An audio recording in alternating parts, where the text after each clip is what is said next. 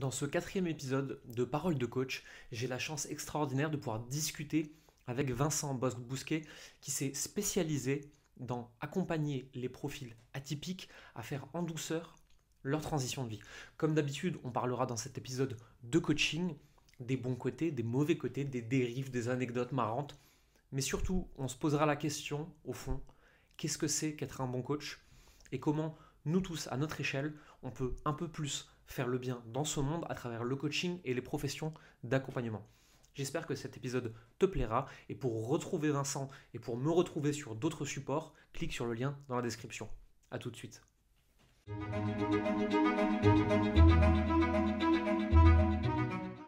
Vincent, on va commencer tout de suite dans le cœur du sujet, on va rentrer dans le dur. C'est quoi ton expérience de vie et qu'est-ce qui t'a amené au coaching et quel est le déclic qui t'a amené à être coach aujourd'hui? Il y a plusieurs éléments. Il y a déjà une histoire personnelle ou familiale ou d'enfance qui est pas forcément évidente, avec Mhm. des particularités que je vais pas trop détailler ici parce que ça va être trop intimiste. Il y a un deuxième point qui a été fort, c'est la pratique des arts martiaux. Donc avec la reconnaissance en fait des sensei, des mentors, des gens qui ressemblent à des coachs avec une forte Mhm. puissance et une forte aura. Et puis, le deuxième élément, c'est quand moi-même, je suis rentré coach au sein de la Fédération française de boxe française, où j'ai enseigné et j'ai coaché du coup dans trois clubs différents dans la région bordelaise. Et puis, à un moment donné, ça a été un burn-out, ça a été un explosement en vol où, au niveau professionnel et sentimental, ça a été compliqué. Et là où je voyais qu'il n'y avait qu'un seul truc qui me parlait vraiment profondément, c'était de m'accompagner moi déjà et derrière de pouvoir éviter à d'autres de vivre ou de passer ces transitions de vie et ces passages de vie avec le minimum de souffrance ou le plus d'écoute et de compréhension possible parce que j'ai pas toujours non plus rencontré ça. Et donc c'est comme ça en fait que ça m'a amené à ce résultat-là. C'est intéressant. J'ai rencontré dans ce format Parole de coach beaucoup de coachs qui ont commencé avec le coaching sportif. Mhm. Nicolas Gétin, il était coach dans le tennis. Margot Herter, c'était dans la musculation et le fitness. Toi, c'était dans la boxe. Mehmet, lui, venait plus de l'entreprise. Tu penses que aujourd'hui, il y a beaucoup de coachs en France ou en francophonie qui viennent justement du sport et qui ont manqué peut-être d'outils ou qui se sont rendus compte que finalement, le coaching sportif, c'est avant tout du coaching humain et qui du coup se sont redirigés ou ça s'explique autrement d'après toi? Ça, je pourrais pas te dire, mais ce qui est sûr, c'est que en plus, dans cette dimension de coach sportif, il y a forcément une dimension de formateur. Il y a Mhm. forcément une dimension où on amène de la compétence. Et en même temps où on amène de la compétence, ce que l'on voit, enfin, ce que j'ai vu, c'est que malgré le fait d'amener de la compétence, ça demande quand même de débloquer certains endroits parce que cette compétence, cette technique, cette technicité, elle fonctionne pas telle qu'on la propose. Donc, on doit constamment, à tous les cours, et parfois plusieurs fois par cours, se poser la question de lui ou elle, comment je l'amène à réaliser le truc qui va l'amener à être super bon, super technique, à avoir l'autre pour qui en fait j'ai déjà donné une technicité. Donc ça demande vraiment une vision et comme tu l'as dit, une relation à l'humain qui est hyper forte où on a tellement envie que l'autre puisse accéder à sa pleine réussite, à son plein potentiel. On est tellement porté par ça que forcément, à un moment donné, on va amener à se poser des questions. Moi, je me suis amené à poser des questions, mais comment ça se fait que là, j'y arrive et là, j'y arrive pas? Avec lui, j'y arrive pas, avec lui, j'y arrive très bien.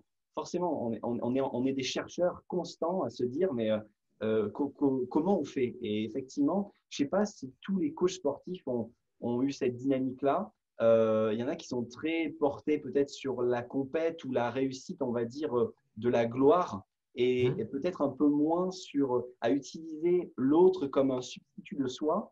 Et je pense que la différence, c'est quand on fait de l'autre sa propre réussite à lui et pas à nous. Et tu avais Mhm. dit ça avec Nicolas Gétin, en fait, Ouais. la personne elle réussit par elle-même. Et nous, on Mhm. l'a simplement aidée, en fait. On l'a simplement accompagnée ou guidée dans un angle mort, un truc qu'elle n'avait pas vu. Mais c'est elle qui l'a fait.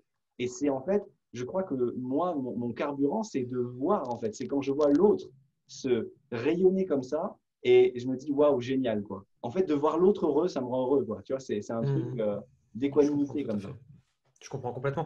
Et je pense que tu as mis le doigt sur quelque chose d'intéressant là, qu'on a quand on accompagne l'autre, parce qu'on utilise ici le terme coaching, mais on va englober le mentorat, les thérapeutes, les Oui, accompagnants dans toutes tout à les fait. formes. Et coaching n'est qu'un outil utilisé parmi toutes ces possibilités-là, parce qu'on n'est pas que coach, on est plein d'autres choses à la fois. Ouais. Et je pense que l'outil coaching et le métier coaching viennent peut-être quelque part de formateurs ou d'enseignants qui ont vécu une frustration de voir qu'avec les mêmes outils, certains excellaient et d'autres n'arrivaient à rien. Et moi, je sais que j'ai vécu ça parce que moi, à la base, je viens de l'univers corporate, des freelances, des agences de com, etc. Et je donnais des outils marketing et j'ai commencé à les donner aux indépendants. Donc aux coachs, aux thérapeutes, à tous ceux qui voulaient créer leur propre métier et leur petite entreprise. Et je me suis rendu compte que des très grosses boîtes faisaient des millions avec mes outils. Certains entrepreneurs faisaient des centaines de milliers d'euros avec mes outils. Et il y en a certains, quand je lui disais, la seule chose que tu as à faire là maintenant pour réussir, il te manque un truc, c'est tu me fais telle vidéo et tu dis ça dedans. Et la personne, 3 mois après, me dit, je ne l'ai pas fait. Je me dis, pourquoi?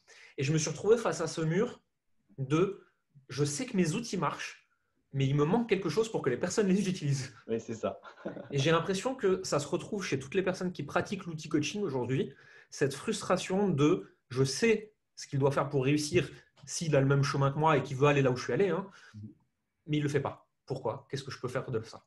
Est-ce que tu as vécu ça, ce truc-là aussi? Est-ce que c'est cette même frustration qui t'a amené à utiliser cet outil de coaching? Oui, l'outil de coaching et l'outil aussi que j'appelle d'accompagnement existentiel. Mhm. J'étais juste avant toi, j'étais en entretien avec une partenaire avec laquelle je travaille sur cet aspect justement de coaching pour expliquer que parfois, justement, les personnes que nous avons en coaching, moi j'ai pas mal de cadres dirigeants, j'ai pas mal de hauts potentiels, de multipotentiels, donc Oui. des profils assez atypiques. Donc en général, ils savent exactement ce qu'il faut faire. Ils ont lu tous les bouquins sur le sujet, parfois ils en connaissent plus que moi, ils sont OK. Et pourtant, à chaque fois, tous me disent, mais je sens comme quelque chose qui me retient, qui me tire en arrière. J'essaye de passer à l'action, j'essaye de le faire, mais il y a quelque chose de plus fort que moi qui me retient. Et parfois, il y a besoin d'aller en fait sur un élément existentiel, on va dire de la psyché, ou peut-être parfois de l'ego, des personnalités, sur lequel en fait il y a besoin de déverrouiller quelque chose, un endroit, une émotion qui peut pas être vu simplement en coaching, c'est-à-dire dans l'action, mais qui peut être vu que dans une forme de reconnaissance, d'accueil inconditionnel, d'écoute et de faire en sorte que, parce que moi je fonctionne aussi, je suis assez à l'aise avec la multidimension, la physique quantique, ces trucs comme ça, sans être perché, mais vraiment en disant, voilà, pour moi c'est une réalité, ça existe, c'est comme ça, et on ne va pas en faire un fromage. Mais du coup, dans cette multidimension, il y a tous les êtres que j'ai été. Et parfois, dans les couloirs du temps, il peut y avoir un être que j'ai été qui s'est retrouvé bloqué parce qu'il a un traumatisme, non pas parce que l'événement est traumatique, mais parce que lui, il a pris comme traumatique. Et en fait, ce truc-là de lui, il a pris comme traumatique, à un moment donné, il faut aller le chercher, il faut aller le voir, le rencontrer, faire ce qu'on appelle une remédiation existentielle pour faire en sorte que ça puisse s'apaiser. Et ça, c'est ce que me disent la part des personnes que j'accompagne. À un moment donné, elles me disent, j'avais une peur, je ne l'ai plus, j'avais une tension au corps, je ne l'ai plus. Et tout d'un coup, paf, il n'y a limite plus besoin de leur dire, bah, il faut faire ça, ça, ça dans tel ordre. Ils disent, ah ben c'est bon, je sais quoi faire, je le fais. Et on les recroise en fait un mois ou 2 mois après. Et c'est OK, tu vois. Et donc, c'est pour ça que j'ai bien aimé quand tu as dit tout à l'heure, il y a l'outil coaching et il y a les gens qui disent, je suis coach. Donc, ça signifie Mhm. que je suis coach, j'utilise que les outils coaching. Mais nous, on est plutôt dans la dynamique de relation d'accompagnement, c'est-à-dire on va utiliser tout ce qui est en notre pouvoir, tout ce qu'on a appris pour faire en sorte de, bah, si c'est un peu de psychothérapie, on va faire ça, si c'est des outils coaching, on va faire ça, si c'est du mentorat, on va faire ça, si c'est du counseling, on va faire ça, si c'est de la formation, on va faire ça. En fait, notre objectif, c'est que la personne qui nous demande de l'aide, bah, on puisse lui fournir l'aide qu'elle nous a demandé, quoi. Voilà. Complètement. Complètement ça. J'ai toujours cette frustration de me dire que si j'étais que coach, j'ai mon histoire de posture haute, posture basse, et quand je suis en posture basse, je dois faire. Non, moi, des fois, il y a des gens qui sont venus me voir parce qu'ils sont dans une situation ultra difficile, et moi, en général, c'est financièrement, marketing, etc., hein. Et je sais exactement ce qu'ils doivent faire pour gagner de l'argent. Mm. Je ne peux pas prendre une posture basse et les laisser trouver en posant des questions. Il y a un moment, je fais ta gueule, fais ça. Oui, mais je ne comprends pas, m'en fous. Fais-le, gagne de l'argent, enlève la pression financière, et ensuite, on prend le temps de t'expliquer. Juste là maintenant, fais-le, fais-moi confiance, je sais. Et je serais ultra frustré d'avoir que l'outil coaching. Mm. Mais ce que tu dis, c'est intéressant. Moi, ça fait écho à ce que j'ai vécu, hein. J'ai des compétences marketing ultra développées parce que je fais ça depuis plus de 10 ans. Et moi-même, quand je me suis mis dans le métier de coaching et d'accompagnement, au début, j'arrivais pas à utiliser mes propres outils. Ouais. Et moi-même, je suis allé voir une coach qui m'a débloqué dans mon rapport à l'argent, mon rapport à la vente, mon rapport à ma famille. mais des trucs que je pensais avoir résolus depuis des années. Hein. Oui, Et la nana m'a débloqué ça en quelques semaines et je suis passé de 1000, 2000 à 70 000 euros de vente en 3 mois. Alors que j'avais les mêmes outils. Elle ne m'a pas donné d'outils de vente et de marketing. Hein. c'est Juste, ça. elle m'a débloqué des petits trucs dans la tête. C'est là que j'ai compris la puissance de ça et que moi, je l'ai incorporé à mon métier. Hein. Euh, et ce que tu dis, c'est aussi intéressant. Ça me fait écho à autre chose. Je suis en train de re-regarder le travail de Franck Lobvé actuellement parce que je suis en train de Oui, préparer un contenu sur ah lui. bah, ouais, Et ce que tu dis, c'est exactement ça. oui, On a eu des événements traumatiques ou interprétés comme traumatiques. ouais, Selon ce en quoi tu crois pas, tu peux décider que c'est à l'échelle de l'enfance, à l'échelle d'une vie, à l'échelle d'une vie antérieure, j'en sais c'est rien. ça. À la limite, tout me va, moi je m'en fiche. Oui, Mais il y a un moment, il y a une part de toi, ici, ouais, maintenant ou autre part, qui a interprété comme traumatique quelque chose, et ce quelque chose te bloque dans le futur parce que tu n'as pas fini de le vivre, tu n'as pas fini de le régler. oui, La charge émotionnelle, la charge nerveuse, la charge énergétique n'a pas fini de se libérer. Et c'est en ça. fait, tant que tu n'as pas fait le travail sur ce truc-là, tu vas Ouais, continuer à le vivre encore et encore et encore et encore. Et typiquement, si on veut aller dans des trucs un peu plus terre à terre, c'est ce qui explique par exemple que des femmes qui ont des blessures d'humiliation, comme on les appelle couramment, vont revivre en permanence les mêmes schémas avec des hommes de plus en plus violents jusqu'à ce qu'elles règlent quelque chose mhm, ou jusqu'à ce que ça finisse pas bien. Et là, c'est l'exemple facile, entre guillemets, hein, c'est l'exemple que tout le monde va comprendre, mais il y en a dans tous les autres types de blessures et dans toutes les autres circonstances. tout à fait, tout à fait. Et effectivement, Franck Lobvé partage très bien justement cette multidimension, ces multiples approches où tout d'un coup on passe de la 3D à quelque chose de plus, on passe d'un 2D en fait, de simplement le reflet de ce qui est à quelque chose de beaucoup plus complexe. Et comment surtout, moi c'est ça en fait, c'est comme je ne vais pas dire un chemin de vie, mais quelque chose que j'ai depuis assez longtemps, c'est comment pouvoir être dans cet équilibre entre le relatif et l'absolu, entre le Mhm. monde terre à terre pragmatique et la dynamique effectivement quantique du tout, de tout le temps en même temps en multidimension, et comment être entre les deux, mais sans être perché ni être trop terre à terre, et trouver Mhm. cet équilibre où en fait on devient des humains humains quoi, avec tout ce qu'on a de plus beau dans notre humanité.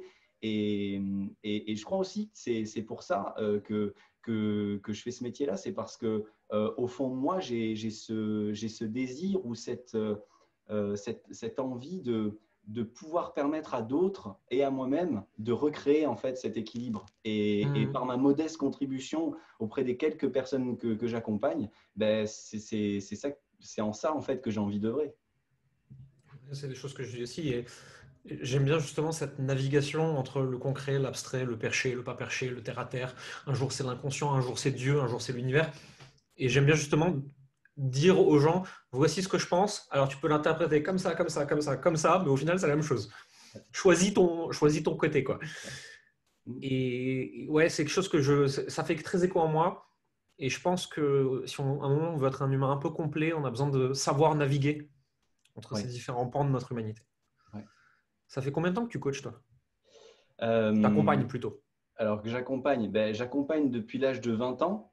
Mhm. Si je prends la partie aussi coaching sportif. Ouais. Si je prends la partie coaching, accompagnement pur, cadre dirigeant, ça va faire 6 ans. Mhm. Et effectivement, ben, voilà, c'est passionnant, quoi. C'est passionnant et je vois l'évolution en fait de personne en personne et de temps en temps. Je voyais Nicolas qui disait dans une de tes précédentes vidéos, effectivement, comment, quand on commence en fait le 1er janvier et qu'est-ce qu'on fait le 31 décembre et quel est le delta entre les deux, bah, ouais, c'est vraiment important. Et tu l'as dit aussi, il y a quelque chose d'important que tu as dit, c'est comment se faire accompagner aussi soi-même quand nous-mêmes, Ouais. on est en posture d'accompagnateur. T'es obligé. Je veux dire, enfin, c'est fondamental. Et moi, il y a quelque chose qui me choque énormément quand je rencontre justement cet environnement d'accompagnateur, de coach, etc. Mhm. C'est le manque profond d'accompagnement de professionnels de l'accompagnement. Ouais. Et je Alors, je l'explique sais pas pas. si alors après, tu sais, on a évidemment ce biais cognitif, on rencontre on rencontre pas tout le monde, quoi. Le médecin rencontre Mhm. que des malades, donc voilà. Ouais. Mais par contre, moi, je suis quand même assez étonné de ça. Vraiment, je suis étonné de ça. J'en ai vu aussi beaucoup, beaucoup plus. Alors moi, dans la sphère marketing, vente, business, etc., de gens qui vendent du coaching très cher. Et quand tu leur dis, toi, tu te formes comment? Ah non, moi, avec des livres, c'est tout. Il y a une petite dissonance cognitive dans ta vie. Je ne comprends pas parce que quand je me replace à ma propre échelle et que je me regarde le nombril, si je n'étais pas accompagné à des moments de ma vie, alors c'est pas forcément 24 sur 24, mais quand même les trois quarts de mon année, je suis accompagné à minima par un coach, si ce n'est pas deux ou trois. Ouais, Je ne sais pareil. pas comment je pourrais faire pour faire ce que je fais si j'avais pas ce soutien, cet accompagnement, Mm. pour pas projeter, pour pas absorber, pour pas avoir des downs.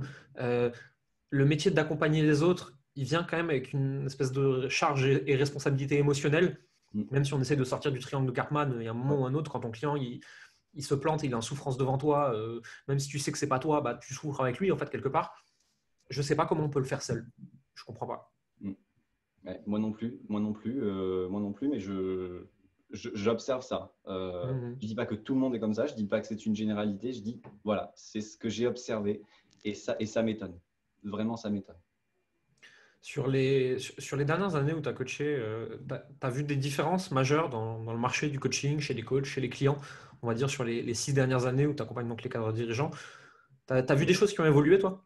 Oui, notamment pour les cadres dirigeants ou pour les profils atypiques, type les hauts potentiels intellectuels, etc. Dans les organisations, j'ai vu une meilleure prise en compte de ça. Pour la question notamment qu'on appelle aujourd'hui les risques psychosociaux, la qualité de vie au travail, Mhm. ou tous ces aspects en fait de soi à soi, vraiment de pas simplement de bien-être physique, mais de bien-être aussi psychique, mental, etc. Je vois qu'il y a une vraie amélioration. Et en 12 ans, puisque j'ai commencé aussi dans une entreprise en tant que directeur dans un cabinet de consulting, Mhm. là, il y a un vrai delta en fait qui s'est passé pendant toutes ces années. Il y a quelque chose qui est plus pris en compte dans la dynamique de l'humain, de qui est l'humain et de comment ça se passe. Quand je fais des formations en entreprise et que je pose quelques quiz en fait sur les risques psychosociaux, le burn-out, etc., je vois le delta énorme entre maintenant, il y a 5 ans et il y a 10 ans. Enfin, clairement, il y a une mise en conscience, il y a une connaissance de la part des gens qui est beaucoup plus grande. Et Mhm. tant mieux parce que du coup, ça chemine et ils appellent plus facilement à l'aide. Alors qu'avant, il restait beaucoup tout seul et il tombait très bas. Et alors après, pour remonter, c'est plus Ouais. compliqué. J'ai vu beaucoup de gens dans l'univers du coaching arriver post-burnout et malheureusement pas toujours tout à fait reconstruit. Mm. Comment tu l'expliques le fait qu'il y ait beaucoup plus justement de conscience sur la santé mentale en entreprise, mais sur la population en général? De ton expérience personnelle, hein, je ne cherche pas Ouais, à avoir ouais. la réponse, mais juste toi, comment tu l'as interprété? Il y a eu déjà, il y a eu des éléments aussi dans ce que je vois dans les entreprises avec des textes de loi, avec des travaux au niveau européen Mhm. sur la qualité de vie au travail, il y a eu des travaux qui ont été menés sur le coût bénéfice, c'est-à-dire quand j'investis 1 euro en qualité de vie au travail, est-ce que je peux en gagner 5, 0, 10? Et donc, du coup, ça a commencé à venir dans les organisations privées. Et Mhm. petit à petit, ça s'est arrivé aussi au niveau étatique, au niveau de la fonction publique, etc. Et donc, j'ai vu récemment, il y a pas mal, notamment dans les organisations, des appels à projets, que si on est dans la fonction publique, ou des budgets qui sont vraiment alloués sur comment prendre en compte la santé, la qualité de vie au travail chez les individus. Donc tout ça, en fait, il y a un mix de tous ces éléments-là, plus effectivement tout ce qu'on entend avec les conférences, les TEDx. Il y a aussi une transformation de la connaissance. Avant, pour avoir ces connaissances-là, quand on travaillait par exemple sur le stress ou comme ça, fallait aller voir par exemple Patrick Légeron, qui est un des médecins en fait les plus éminents sur le stress en France, et il fallait lire des bouquins, etc. Aujourd'hui, tu vois une conférence TEDx, tu comprends en 12 minutes Mhm. en fait l'impact. Tu regardes une conférence 50 minutes, tu comprends vite le truc. Et donc, du coup, entre 50 minutes, passer 50 minutes ou une semaine à lire un bouquin, et encore, ça c'est pour les gens déjà qui sont à peu près OK, eh bien ça fait une différence. Ça fait une Ouais. vraie différence. Donc, l'apport de ces connaissances fait aussi que ça se diffuse plus rapidement. Et donc, les gens en ont un petit peu plus conscience plus vite. Après, de là à faire le cap du passage d'être coaché, moi, quand je regarde par exemple dans les organisations ou les entreprises, euh, si j'ai une personne sur 20 qui s'est déjà fait coacher, c'est déjà énorme. Une C'est personne sur intéressant. 20. Et est-ce que ces personnes-là qui sont donc en souffrance par rapport à leur santé mentale, bloquées dans leur vie et pas à leur plein potentiel, est-ce que d'après toi, de ce que toi tu as observé, elles vont plus facilement voir des thérapeutes, des psys, des accompagnements du corps médical sur la santé mentale que des coachs? Ben, dans un premier temps, ce que j'observe, c'est que les personnes qui sont dans une phase down, dans une phase en fait burn-out, épuisement, etc., le Mhm. premier réflexe, c'est plutôt effectivement aller psy, majoritairement. Encore une fois, D'accord. c'est du majoritaire, c'est pas de l'exclusif. Oui, bien sûr. Et parfois, ça fonctionne. C'est-à-dire parfois, en fait, c'est vraiment le truc qu'il fallait.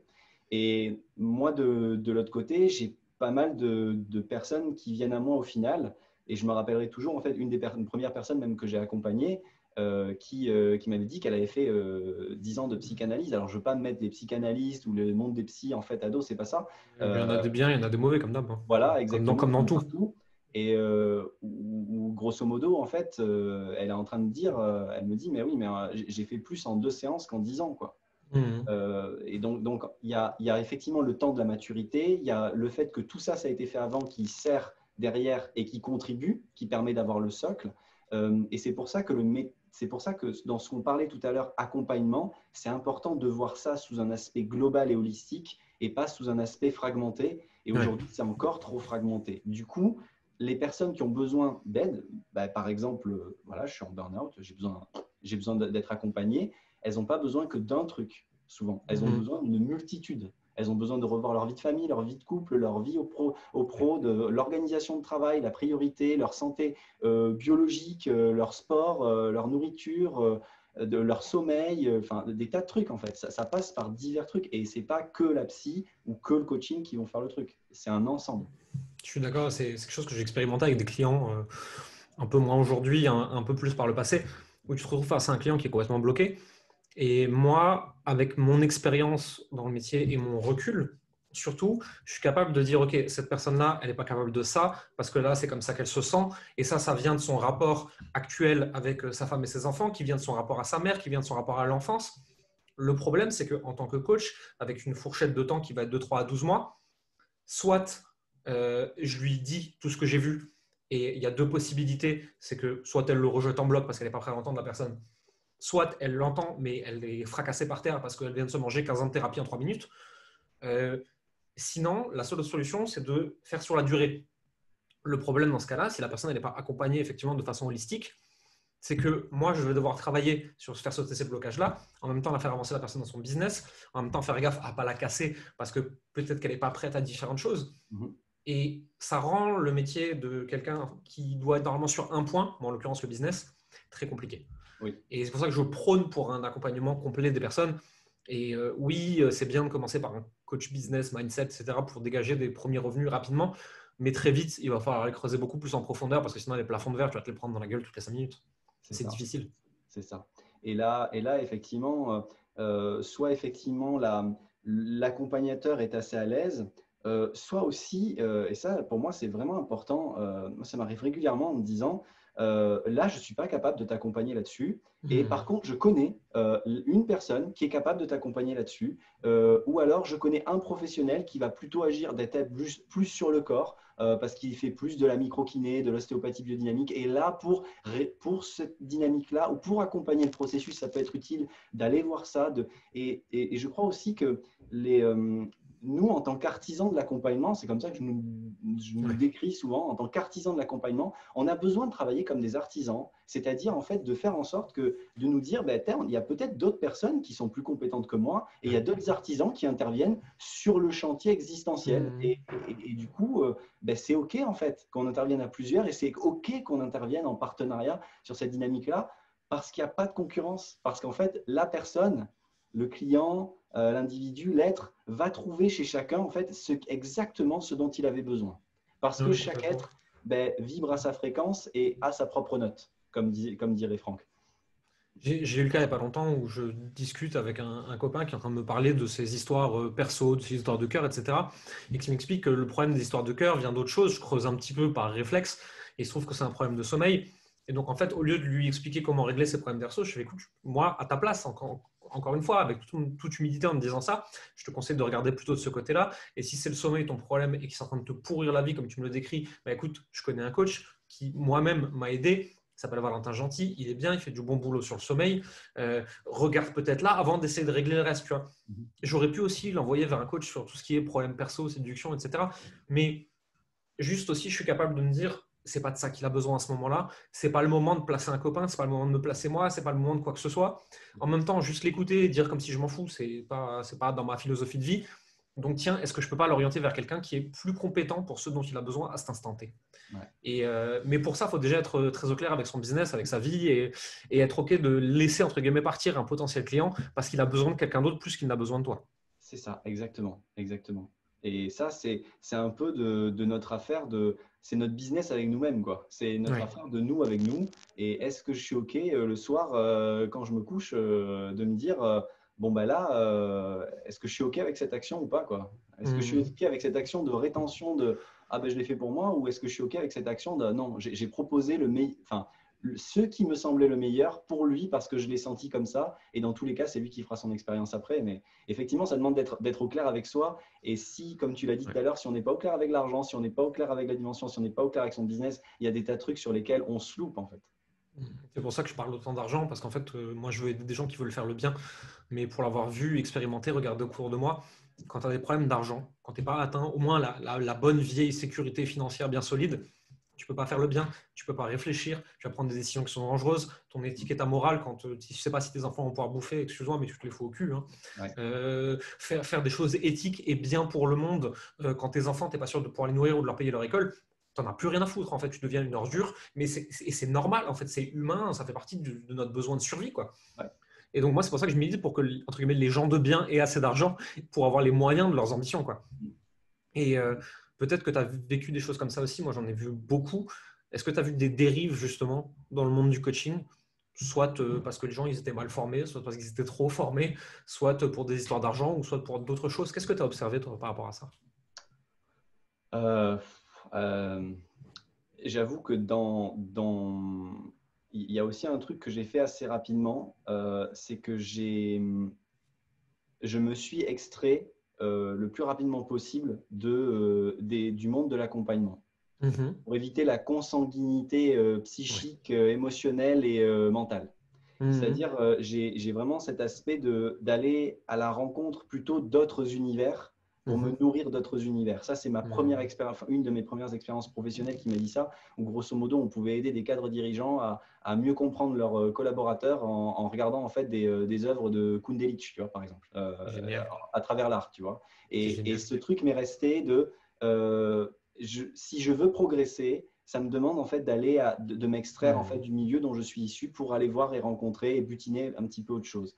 Après des dérives, oui, oui, j'en ai vu, évidemment, j'en ai vu même dans des écoles de coaching, à facturer des trucs qui sont pas réalisés, enfin, voilà, j'en ai vu des trucs. Et puis j'ai eu des échos. Enfin, Mhm. voilà, j'ai des amis très proches, en fait, accompagnateurs qui sont aussi très sensibles, très le cœur sur la main, etc., qui me racontent des trucs. Et puis, ou même dans les entreprises, enfin, par exemple, des coachs qui arrivent et qui font pas signer de contrat de coaching. Tu vois, enfin, qui mettent pas des objectifs, qui sont pas clairs avec les codes de déontologie, qui sont pas clairs avec la différence entre un objectif et un résultat, qui sont pas clairs avec. Mhm.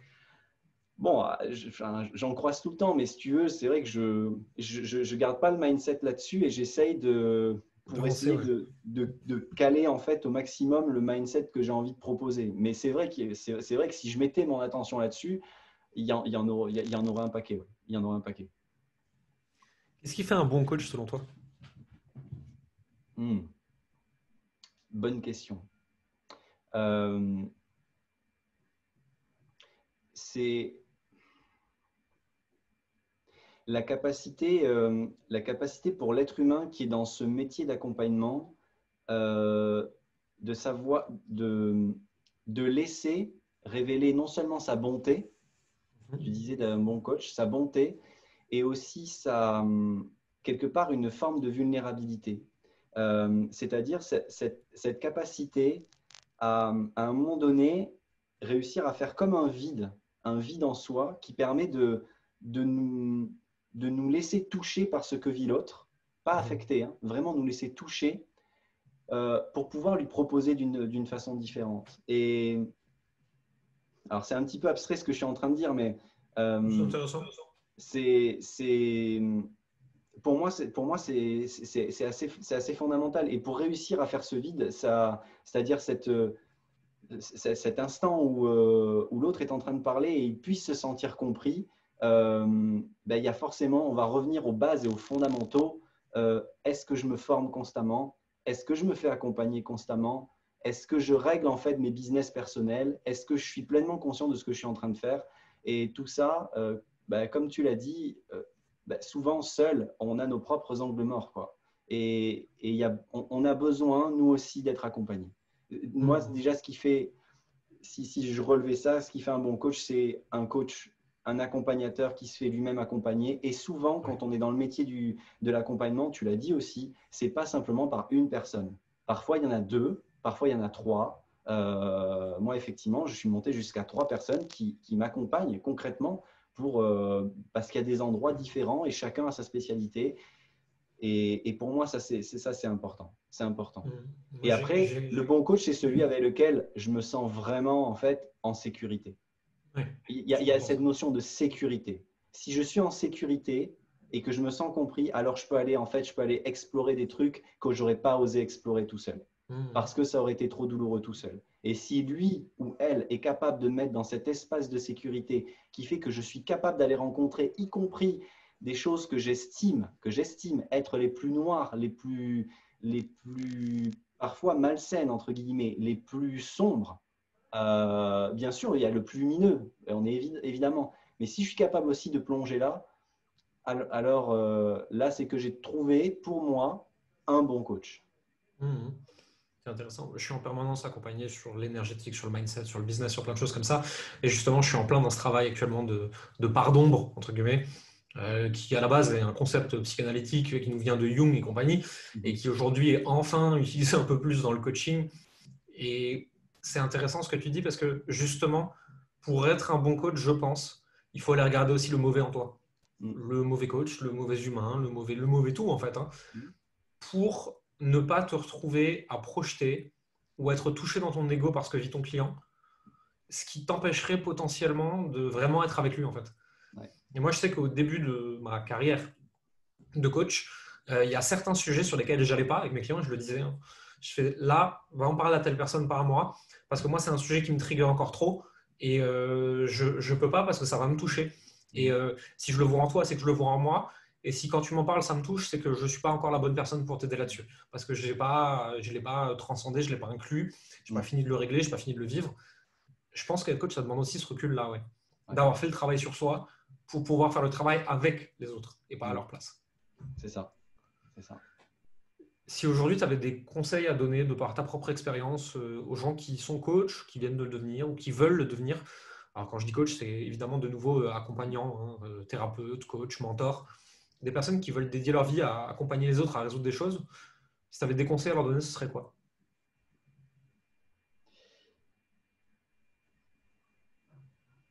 Il y en a un qui me parle en ce moment, c'est de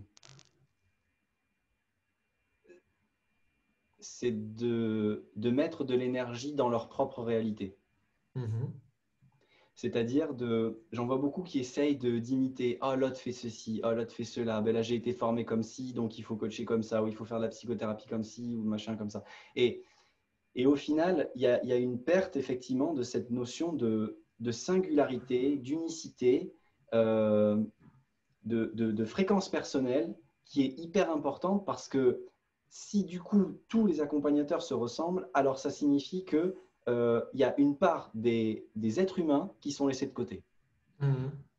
Or, pour moi, il y a quelque chose de… Là, quand je t'en parle, même, tu vois, j'ai les poils parce que c'est vraiment quelque chose qui me semble vraiment essentiel. C'est que chaque accompagnateur puisse non pas se faire confiance, mais arrêter de mettre de l'énergie dans la réalité des autres et mettre un petit peu plus de vie dans leur réalité à eux, de comment eux, ils voient leur accompagnement, comment eux, ils voient leur dynamique, comment eux, ils sont centrés par rapport à eux, comment quand ils font ça, ça leur demande quasiment zéro d'énergie. Je suis sûr que tu as déjà vécu ça, où tu peux accompagner quelqu'un pendant 1 heure, 2 heures, ça va être hyper intense pour l'autre. Toi, tu ressors, tu as une espèce de boost, tu as encore plus d'énergie que quand tu commences. Ouais. Et en même temps, tu n'es pas en euphorie, tu es juste en fait dans un espace-temps, C'est dans centré. une espace d'énergie hyper centrée. Ben ça, c'est possible de l'avoir que si je ne suis pas dans l'imitation, que si je ne sais pas de faire autre chose que qui je suis. Et moi, c'est ça en fait que j'aimerais de plus en plus transmettre. On avait beaucoup ça au sport.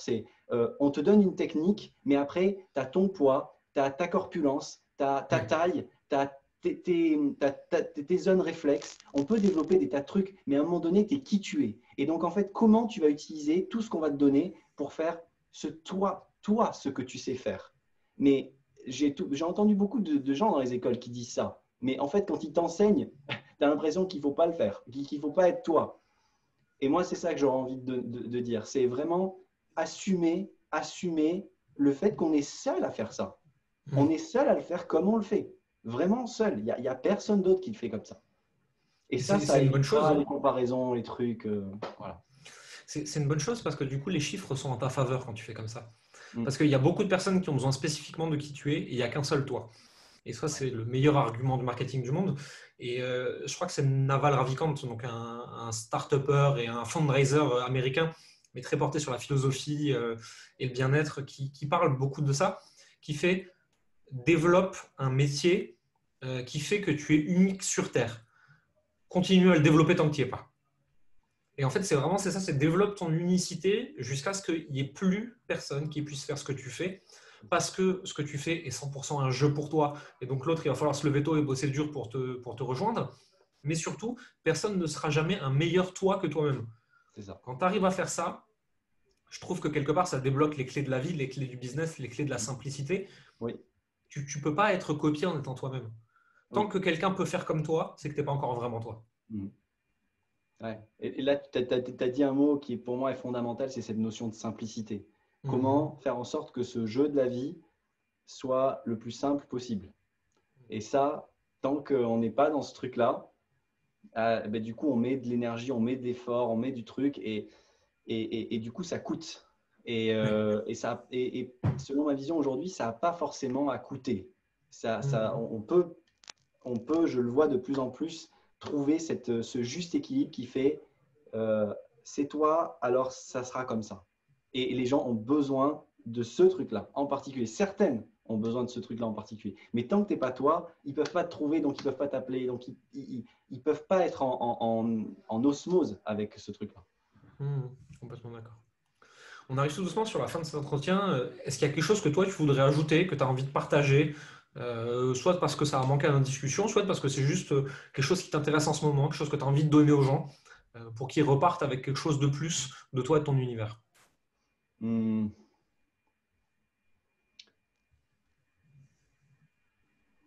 Alors, de moi et de mon univers, non, je sais pas. De toute façon, je peux pas parler en dehors de là où je suis. Donc, tout ce que je dis, c'est moi. Et puis, tout ce que les gens reçoivent, c'est eux. Donc, Mmh. comme ça, on est tranquille. Non, par contre, quelque chose qui me vient spontanément, c'est que, effectivement, détricoter, pour se simplifier la vie, détricoter des peurs, Mmh. détricoter les peurs, euh, ça fait partie de ces essentiels qui peuvent permettre d'amener plus de douceur, plus de sérénité. Et je sais qu'on a échangé en fait un jour sur cette question de douceur. C'est comment s'amener un petit peu plus de douceur avec soi-même dans sa propre Mmh. vie. Euh, Arrêter d'être dans le hard work, dans ce truc hyper dur, Ouais. hyper tendu, et comment avoir les résultats qu'on souhaite, la vie qu'on souhaite, et le faire avec un maximum de douceur avec soi, Mmh. le minimum de guerre de soi à soi. Et pour ça, il y a forcément une déconstruction, un détricotage existentiel, parfois psychologique, psychique, de certaines peurs qui font que j'ose pas être qui je suis et exprimer qui je suis tel que je suis parce que j'ai peur de divers trucs. Donc c'est ça en fait que j'aimerais partager, c'est observer ces peurs et les observer comme et les observer non pas en les voyant comme des ennemis, mais en les voyant comme des amis qui sont là comme comme les meilleures solutions possibles à un moment donné, mais comme quoi aujourd'hui, si j'arrive à les observer, eh ben, c'est peut-être plus en fait les meilleures options possibles et peut-être que je pourrais les laisser partir et les libérer de leur charge en fait.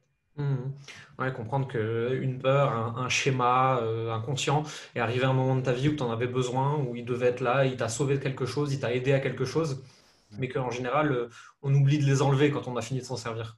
C'est ça, c'est Et ça. c'est ce qui te bloque dans le futur ensuite. Ouais, Ouais, c'est un petit peu complètement. comme un jeu vidéo. Quand tu avances dans le jeu vidéo, il y a des utilités que tu avais, des armes que tu avais, des pouvoirs que tu avais. Et quand tu passes à un autre niveau, bah, tu as d'autres armes, d'autres pouvoirs, d'autres Mhm. systèmes. Et par contre, pour remplir le truc, il faut lâcher les anciens parce que sinon, Ouais. ça matche pas. Donc, c'est un petit peu la dynamique, quoi. Si on voit la vie comme un jeu, alors ça serait un petit peu ça. Et puis, ça Mhm. serait le mot de la fin, voir la vie comme un jeu. Et je Écoute, sais qu'on est raccord sur ce truc. ouais, ouais, complètement. Écoute, c'est un très bon mot de la fin, je trouve, moi, il me plaît beaucoup. Où est-ce que les gens ils peuvent te retrouver s'ils veulent te découvrir Sur sur Facebook, Internet? bah, Sur sur Facebook? Facebook, profil Facebook, voilà, c'est assez simple. Ok, bah écoute, on mettra le lien vers ton profil dans la description de cette vidéo.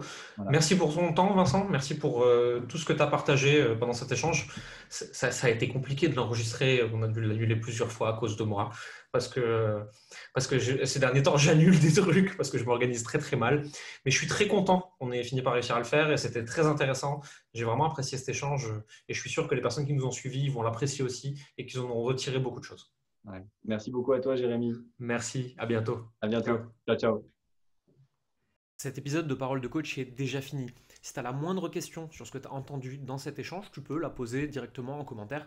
C'est moi qui réponds systématiquement à chaque fois et on demandera à Vincent de passer également dans les commentaires. Si tu as aimé cette vidéo, tu mets un pouce. Si tu trouves que ces vidéos sont intéressantes et que tu veux en voir d'autres, n'hésite pas à t'abonner à la chaîne et à activer la cloche. Et surtout, clique sur le lien dans la description et ne loupe pas le prochain épisode. À bientôt.